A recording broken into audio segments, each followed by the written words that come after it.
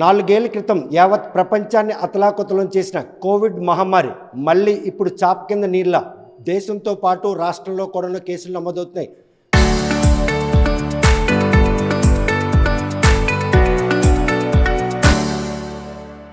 అప్పట్లో ఈ కోవిడ్ ప్రబలినప్పుడు నెల రోజుల పాటు చిక్కోళ్ళు కంచి దాటకుండా కాపాడినటువంటి జిల్లా యంత్రాంగం ఈసారి కూడా ఎటువంటి ఏర్పాట్లు చేశారు?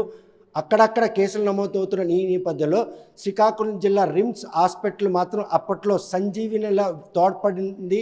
ఎంతోమంది ప్రాణాలను కాపాడడానికి ఈ హాస్పిటల్ దోహదపడింది. ప్రస్తుతం మళ్ళీ ఈ మహమ్మారి ప్రబలిన నేపథ్యంలో రిమ్స్ హాస్పిటల్లో కోవిడ్ కేసులు లేనప్పటికి కూడాను అటువంటి కేసులు ఎక్కడైనా కనుక నమోదైతే వెనువెంటనే వైద్యం అందించేందుకు తగిన చికిత్స అందించేందుకు నిర్వాహకులు ఎటువంటి ఏర్పాట్లు చేశారో ప్రస్తుతం మనం రిమ్స్ హాస్పిటల్లోని కోవిడ్ ఐసోలేటెడ్ వార్డులో ఉన్నాం. ప్రస్తుతం చూస్తే లోపల కూడాను బెడ్లు కూడా అందుబాటులో ఉన్నాయి.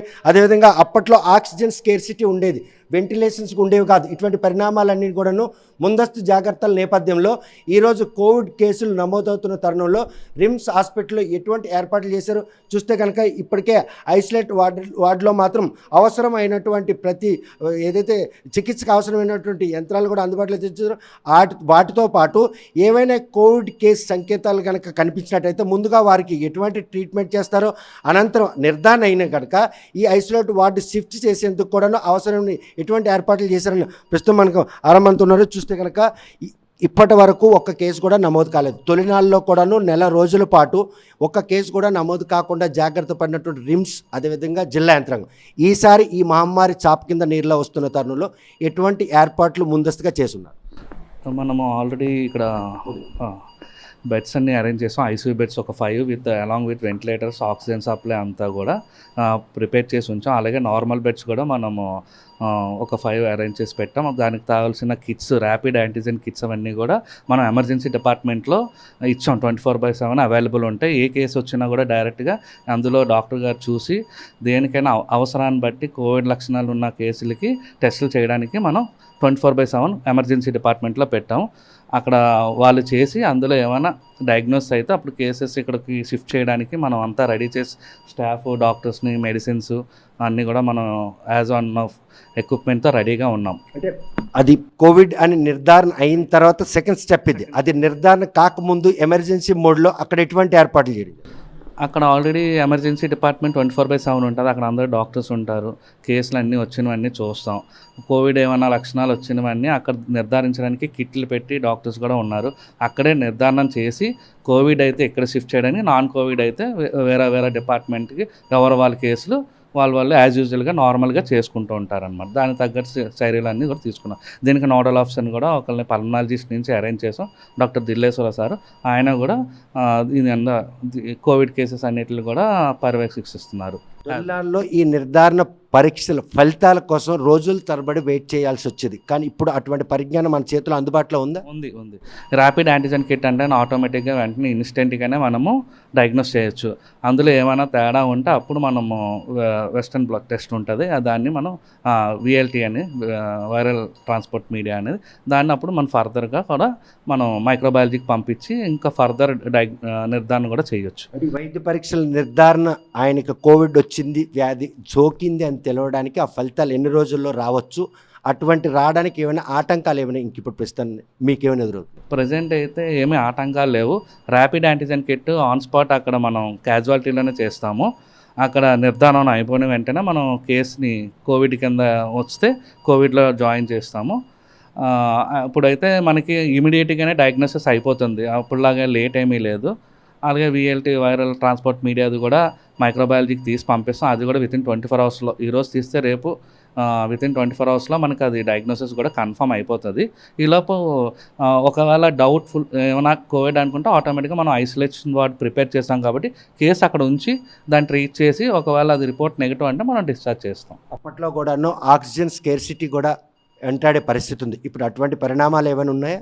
ఆక్సిజన్ అయితే ఏమీ స్కేర్సిటీ లేదు. మనకు యాజ్ ఆఫ్ నో అంతా సఫిషియెంట్గానే హాస్పిటల్కి సప్లై చేయడానికి మనకి 2 ట్యాంక్స్ ఉన్నాయి. అప్పుడు పెట్టినవి అవి ఇప్పుడు కూడా మనం వాడుతున్నామో దాన్నే మనం దీనికి డైవర్ట్ చేసి అన్ని సప్లైలు అన్నీ కూడా మనం చెక్ చేయించి ప్రాపర్గానే ఎక్కడ కూడా ఏమీ ఇబ్బంది లేకుండా మనం సిద్ధంగానే రెడీగానే ఉన్నాం. అప్పట్లో ప్యానిక్ సిచ్యువేషన్ ఉన్నప్పుడు తండాలుగా తరలొచ్చే పరిణామం ఉంది. ఒకవేళ గన ఆ మహమ్మారి చాప కింద నీళ్ళ ఈరోజు ప్రబలి అటువంటి కేసులు వెనువెంటనే కనుక నమోదైనట్టయితే ఇక్కడ అధునాతన సాంకేతిక పరిజ్ఞానంతో కూడుకున్నటువంటి వైద్య సదుపాయాలు ఉన్నాయి అనడానికి రిమ్స్ అడ్రస్ చేసుకోవచ్చా? చేసుకోవచ్చండి. అంతవరకు వస్తే మనము దానికి కావాల్సిన సిద్ధం కూడా మనం చేసుకోవచ్చు. దానికి తగ్గట్టు మనం ప్లాన్ చేసుకొని ఎక్స్టెన్షన్ చేస్తాం. ఇటువంటి విషయాల్లో కొంతమంది ఏమరపాటుకు గురవుతారు. అటువంటి రుగ్మత ఏమైనా ఉంటే కనుక కార్పొరేట్ హాస్పిటల్ని ఆశ్రయిస్తారు. అక్కడ నిర్ధారణ చేయడానికి మీ దగ్గరికే రావాలా? వాళ్ళు కూడా అటువంటి ఎక్విప్మెంట్ అందుబాటులో పెట్టుకోవడానికి అవకాశాలు ఉన్నాయి? అప్పుడు మరీ ఎక్కువైతే అప్పుడు ఆటోమేటిక్గా మనము వాళ్ళు అందరం కలిసి కట్టుగానే పని చేసుకుంటూ పోతాం కాబట్టి దానికి తగ్గట్టు ఇప్పుడు అప్పుడంటే టెస్టులు తక్కువ, ఇప్పుడంటే ఆటోమేటిక్గా వచ్చాయి కాబట్టి అవైలబుల్ ఉంది కాబట్టి మనకి ర్యాపిడ్ యాంటీ టెస్ట్ అయితే ఆన్ స్పాట్లో తెలిసిపోతుంది. ఇంకా వీటీఎం అంటే ఏంటంటే 24 అవర్స్లో తెలిసిపోతుంది. సో ఈజీగా డయాగ్నోస్ అవుతుంది, ఈజీగా ఐసోలేషన్ చేయొచ్చు. అందరం అలర్ట్గానే ఉన్నాం కాబట్టి దీని గురించి జాగ్రత్తగానే మనం మేనేజ్ చేయొచ్చు ఈసారి. ఎటువంటి సిమ్టమ్స్ ఈరోజు ఆ కోవిడ్ సోకిందన్నట్టు వ్యాధిగ్రస్తుల్లో భయం నెలకొనే పరిస్థితి, వారికి ఎటువంటి అప్రమత్త చేయాల్సి వస్తుంది? సేమ్ అప్పుడులాగే ఫీవరు, కాఫ్, బాడీ పెయిన్స్, కంట్లో నీరు రావడము, స్మెల్ తెలియకపోవడం ఇలాంటివి ఏమైనా ఉంటే సేమ్ యాజ్ యూజువల్ సిమ్టమ్సే పాతవే ఇవి. ఇప్పుడు కూడా అందరికీ జనాల్లో కూడా చాలామందికి ఇప్పుడు అవగాహన ఉంది.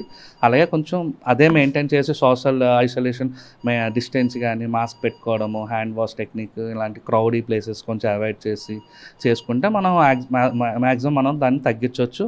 ప్యానిక్ కావాల్సిన అవసరం లేదు. కొన్ని మైల్డ్ సిమ్టమ్స్ ఉంటాయి కాబట్టి కొంచెం హైడ్రేటెడ్ అయ్యి బాగా వాటర్ తాగి ఏమైనా ఫీవర్ ఉన్నా, నీరసం అనిపించిన హైడ్రేషన్ అది తీసుకొని ఇంటి దగ్గర కొంచెం రెస్ట్ తీసుకున్నా కూడా మనం దాన్ని ఆటోమేటిక్గా మన ఇంటి దగ్గరనే సెల్ఫ్ కంట్రోల్గానే తగ్గించుకునే అవకాశాలు ఉంటాయి. అంటే మరొకసారి చేతులు కడుక్కోవడం, అంటే ఒంటరిగా ఉండడం, ఈ పరిణామాలన్నీ పునరావృతం అయితే ఈ వ్యాధి ప్రబలకుండా ఉండేందుకు దోహదపడుతుందని పబ్లిక్ సూచించవచ్చా? చూసించవచ్చు. కోవిడ్ అనేది డెఫినెట్గా అప్పటి నుంచి అదే కదా, కొంచెం క్రౌడ్ ప్లేసెస్ అవాయిడ్ చేయమని, కొంచెం మాస్క్స్, ఎవరైతే సిక్ ఉంటారో కాఫ్ ఫీవర్ ఉన్న వాళ్ళు కొంచెం మాస్క్ మెయింటైన్ చేసుకుంటే మనం క్రాస్ ఇన్ఫెక్షన్ తగ్గించవచ్చు. క్రాస్ ఇన్ఫెక్షన్ తగ్గిస్తే ఆటోమేటిక్గా కేసెస్ అనేది బర్డెన్ కూడా తగ్గుతుంది. ఎవరైతే సిక్ ఉన్నారో వాళ్ళు.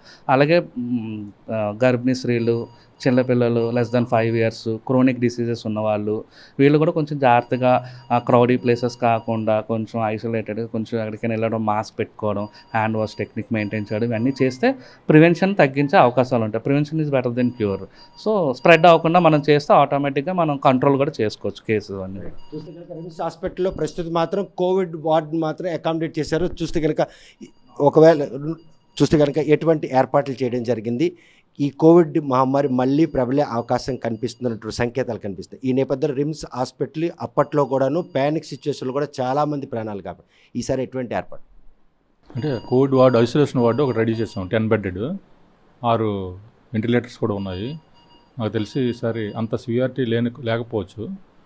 సో ఇప్పటివరకు ఏది నమోదు అవ్వలేదు. టెస్ట్ కిట్లు రెడీగా ఉన్నాయి, పీపీ కిట్లు, మెడిసిన్స్, వెంటిలేటర్స్ అన్నీ రెడీ చేసాము. సో అది అంటే మామూలు ఫ్లూ వైరస్లు మామూలుగా ఈ సీజన్లో ఉంటాయి, కాకపోతే కోవిడ్ అనేది ఇంకా నిర్ధారణ అవ్వలేదు. కాకపోతే కొంచెం ముందస్తు జాగ్రత్తగా మనం 10 బెడ్డెడ్ ఐసీయూ వార్డు, మెడిసిన్స్, స్టాఫ్ని అంతా రిక్రూట్ చేసి అన్నీ రెడీగా ఉన్నాం. ఈ మహమ్మారి తొలినాళ్ళలో ప్రబలినప్పుడు ప్రజల్లో అవగాహన లేకపోయింది, కానీ ఈరోజు ప్రజల్లో అవగాహన ఉంది కాబట్టి అయినప్పటికి కూడా ఆ వ్యాధి కనుక సోకితే రిమ్స్ హాస్పిటల్కి వస్తే మళ్ళీ ప్రాణాలతో బయటపడతాము అన్నటువంటి ఏర్పాట్లు రిమ్స్ హాస్పిటల్ యాజమాన్యం చేసిందంటే చేసిందండి. అంటే ఇదివరకు అంటే అవగాహన లేదు. 2020లో మనకి అందరికీ ఎలాగో డాక్టర్స్కి ఉంటుంది అవగాహన, ప్రజల్లో కూడా అవగాహన పెరిగింది బాగా. ఎలా ఐసోలేషను అంటే హ్యాండ్ వాష్ ఇవన్నీ హైజీన్ మెయింటైన్ చేస్తే బాగుంటుందని, రెస్పిరేటరీ ఇన్ఫెక్షన్స్ ఎలా ఉండాలనేది మనకు 2020 నుంచి అనుభవంలో ఉంది. సో అందుకనే ఎలా మనం అవాయిడ్ చేసుకోవాలనేది, సో అందుకనే అంత మన వైపు నుంచి బాగా అవగాహన ఉంది ప్రజల్లో కూడా. సో ఇక్కడ ఒకవేళ పాజిటివ్ అయినా కూడా మనకి ఇక్కడికి అవైలబుల్ డ్రగ్స్ అన్నీ ఉన్నాయి. సో ఐసోలేట్ చేసి ఒక 10-14 days ఇదివరకు ఇప్పుడున్న గైడ్ లైన్స్ బట్టి కూడా 1 వీక్ చూసిన తర్వాత హోమ్ ఐసోలేషన్లో ఇంకో 10 days ఉంటే సరిపోతుంది అనమాట. అది చూస్తే రిమ్స్ ఆసుపత్రిలో ఈరోజు కోవిడ్ కేసు కనుక వచ్చిందంటే అవసరమైనటువంటి అధునాతన చికిత్స అందించేందుకు యాజమాన్యం అవసరమైన చర్యలను చేపట్టింది. ఒకవేళ కోవిడ్ నిర్ధారణ అయిన తర్వాత ఈ ఐసోలేషన్ వార్డు కనుక ఆ వ్యాధిగ్రస్తు వస్తే ఎటువంటి ట్రీట్మెంట్ చేస్తారని అవసర్జించున్నారు. అసలు ఈ కోవిడ్ కనుక సోకి ఇక్కడ కేసు నమోదు ఎటువంటి ట్రీట్మెంట్ ఇక్కడ స్టార్ట్ అవుతుంది? ఫస్ట్ నార్మల్గా సిమ్టమ్స్ అవన్నీ చూస్తాము. సో ఒకవేళ అది సేమ్ కరోనా లక్షణాలు ఉన్నట్లయితే ర్యాపిడ్ టెస్ట్ అనేది చేస్తాము. చేసిన తర్వాత ఆక్సిజన్ సాచురేషన్ అవన్నీ చూసి ఆక్సిజన్ అవసరమైన వాళ్ళకి ఆక్సిజన్ పెడతాము. లేదంటే సిమ్టమ్స్ తగ్గడానికి సిమ్టమాటిక్ ట్రీట్మెంట్ అనేది మనం ఇస్తాము. ఐసోలేషన్ అనేది చేస్తాము. వాళ్ళ అటెండర్స్ని కొంచెం దూరంగా ఉండమండం, ఒకవేళ అటెండ్ అయ్యి వస్తే మాస్క్ వేసుకొని ఉండమండము, అస్తమానం హ్యాండ్ వాష్ చేసుకోవడం, ఇవన్నీ ఫాలో అవ్వమని చెప్తాము. సో ఇప్పటి వరకు ఎటువంటి కేసు రాలేదు, కానీ ప్రిఫరబుల్గా ఉన్నారు అనడానికి మాత్రం ఐసోలేట్ వార్డులో సిబ్బంది అందుబాటులో ఉన్నట్టేనా? అన్నీ ఉన్నాయి, అన్ని రకాలుగాను రెడీ అయ్యి ఉన్నాము. చూస్తే కనుక ప్రస్తుతం జిల్లాలో ఎటువంటి కోవిడ్ కేసులు నమోదు కాకపోయినప్పటికి కూడాను గతంలో ఉన్నటువంటి అనుభవాల రీత్యా ఈరోజు రిమ్స్ హాస్పిటల్లో ఐసోలేషన్ వార్డులో 10 బెడ్లు అందుబాటులో వచ్చారు. అప్పట్లో ఆక్సిజన్ కొరత వెంటాడేది. మరోవైపు ఏదైతే వ్యాధి నిర్ధారణ కోసం చేసినటువంటి వైద్య పరీక్షలకు మాత్రం రోజుల తరబడి వేచి ఉండాల్సిన పరిస్థితి ఉంది. కానీ ఇప్పుడు మాత్రం 12 నుండి 24 గంటల్లోనే కోవిడ్ వ్యాధి నిర్ధారణకు అవసరమైనటువంటి వైద్య పరీక్షలకు కావాల్సినటువంటి అధునాతన సాంకేతిక పరిజ్ఞానం అందుబాటులో ఉంది. కాబట్టి ఈ మహమ్మారి కనుక ప్రబలి ఎవరికైనా సోకితే మాత్రం రిమ్స్ హాస్పిటల్లో చికిత్స చేసేందుకు నిర్వాహకులు మాత్రం అన్ని ఏర్పాట్లు పూర్తి చేశారు అనడంలో ఎటువంటి అతిశక్తి లేదు. రిమ్స్ హాస్పిటల్ నుండి వీడియో జర్నలిస్ట్ రామకృష్ణతో సత్యం, RTV, శ్రీకాకుళం.